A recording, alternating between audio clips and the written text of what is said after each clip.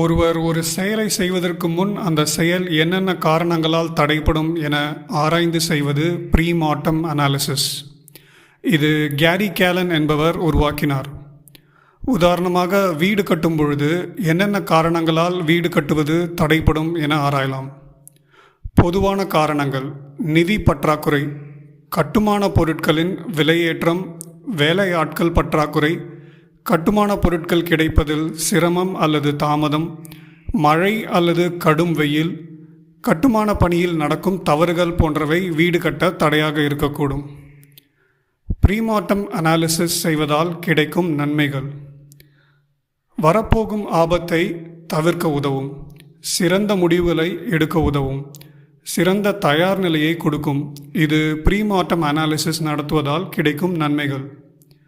ப்ரீமார்ட்டம் analysis நடத்த ஏற்படும் சவால்கள்: நேரமின்மை காரணத்தால் ஆய்வு நடத்தாமல் போவது, ஆபத்தை யூகிக்கும் திறன் இல்லாமல் இருப்பது, திட்டங்களை நடைமுறைப்படுத்துவதில் ஏற்படும் சிக்கல்கள் போன்றவை ப்ரீமார்ட்டம் அனாலிசிஸ் நடத்த ஏற்படும் சவால்களாக இருக்கின்றன. இதனால் ஒரு திட்டத்தை சரியான முறையில் செயல்படுத்த ப்ரீமார்ட்டம் அனாலிசிஸ் அவசியமாகிறது. இது நிர்வாக பொறுப்பில் இருக்கும் அனைவராலும் பின்பற்றப்படும் ஒரு செயல்முறையாகும்.